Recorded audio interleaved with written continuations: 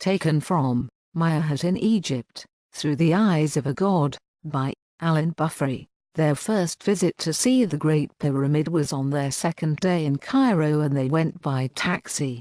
As soon as they had arrived and descended from the shuttle bus from the airport, they had been approached, almost accosted, by a taxi driver who promised to be there waiting at their convenience, and, sure enough, he was there that morning to take them through the noisy heavy traffic to Giza, to show them where to go, give them advice, and wait there for them whenever they chose to move on. Ed thought it was a good move to have a personal taxi available, and the price was very cheap, as if it had been his idea. Ed and Anna approached the Great Pyramid of Cheops. It was totally massive. They were amazed and pleased to see that today it was open to the public. They had to buy tickets and then climb up to an entrance that had previously been blown open with dynamite. It was not the original entrance. Inside they had to climb up and down wooden ramps as they moved towards the Grand Gallery and then the King's Chamber. It was unbelievably large. I know Ed and Anna were somewhat mesmerized.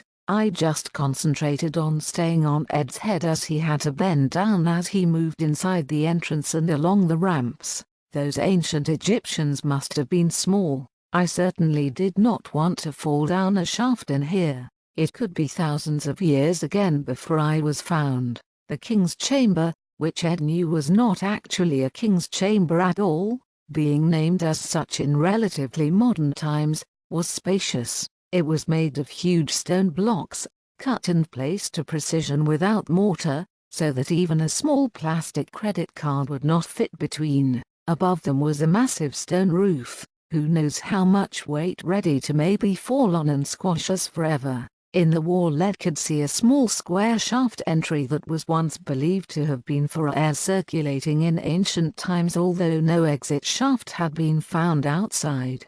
There was also the large granite sarcophagus with its broken lid on top, which again must have weighed tons. Ed had read that it was actually too big to get through the doorway, so had been built in. Presumably, Ed and Anna stood alone in the chamber, being unaware, as they were, that I was actually with them. They stood in silence, a great silence and stillness. It felt neither hot nor cold. Ed wondered again why this had been built and then sealed up. What had it been used for? How could anyone know the age when it was built? After all, dating stone is not the same as dating a building made of stone, for stones are many millions of years old and buildings only thousands. I wondered how anyone could even talk about millions of years. Suddenly there was a great commotion from just outside the doorway. A crowd of tourists were filing into the chamber. They were all chatting and laughing loudly. Ed recognized their language as French. One man stepped to the front and shouted, "C'est Nusreen, c'est Nusreen, save ID." I felt Ed react negatively to that, which he understood to mean there's nothing, it's empty. Ed did not said nothing aloud, but whispered in Anna's ear, "He's forgotten himself." Ed and Anna left the chamber and headed back outside, first visiting the Queen's Chamber, which was equally incredible to have been built. Back outside, Ed and Anna sat for a while at the base of the pyramid enjoying the sun again. Ed was pondering out loud, "I think it's really hard to comprehend the size of this pyramid, just that it's massive. When we come down from the road we couldn't even see anyone here. Now we can't really see the real height because it slopes away from us, but this first level is almost as tall as us. Each stone must weigh tons.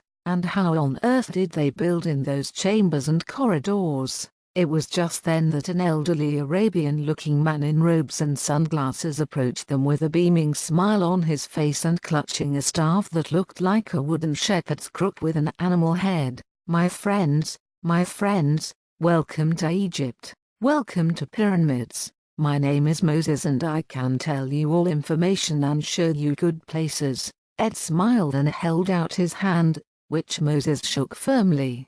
"Hello, my name is Ed. Greetings and welcome, my good friend," said Moses, turning to Anna. "And this your queen?" "Yes," said Ed, knowing that it is so often better just to say that they were a couple or even married. In many countries and cultures, This is Anna." Anna held out her hand and Moses lowered his forehead to touch it, instead of shaking it. "You like me to tell you about pyramid? Very big, yes, I tell you about it." Moses hardly paused before he delivered what must have been a well-practiced speech. "This is Pyramid of Khufu, and they say built by many men in 20 years, about 4,500 years ago. Size is 420 feet and each side is 755 each long, altogether over half a mile to walk around, but not legal to climb up, only okay for entrance and very dangerous to climb." Ed felt as if Moses had read his mind, as he had just been thinking of climbing. Ed had done rock climbing and walking up mountains in the UK whilst at university, but then he had been 20 years old. Now he was less fit. Moses carried on. "Inside Pyramid Khufu is 2.5 million stones, my friends. Inside will fit big Cathedral St. Paul in London, also the cathedrals of Rome, Florence, Milan and Westminster Abbey. Base of pyramid here like 7 blocks in New York. Bigger Grand Gallery is 28 feet high and slope is 26 degrees and long is 157 feet. King's Chamber is 34 feet and 17 feet and height is 19 feet and big sarcophagus inside. Queen's Chamber is little smaller." "You want to go inside?"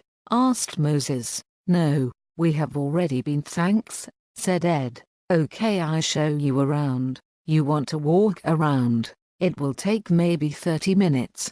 Take your time. You have water. You go that way and walk to Boat Museum and I will wait for you there. Show you museum, explain all to you, and show you special tomb if you want to go, not public, only for you to, because I know you are good people. You are guests of Moses now." Ed and Anna did indeed have bottles of water, as it was like a desert here and very hot, and they agreed to meet Moses at the boat museum. Ed told Anna he was wondering what sort of boat would be in the desert. The walk, as we had been told, was about half a mile, but it was hot and sandy and they took their time, arriving after about half an hour at a building where they met again with Moses. He greeted them like old friends and took them to the entrance to the building that he said was Big Boat Museum. Once inside the structure, Ed and Anna approached the boat. It was rather disappointing. Ed thought it was much larger. This one was impressive, but Ed realized it would not actually carry anyone.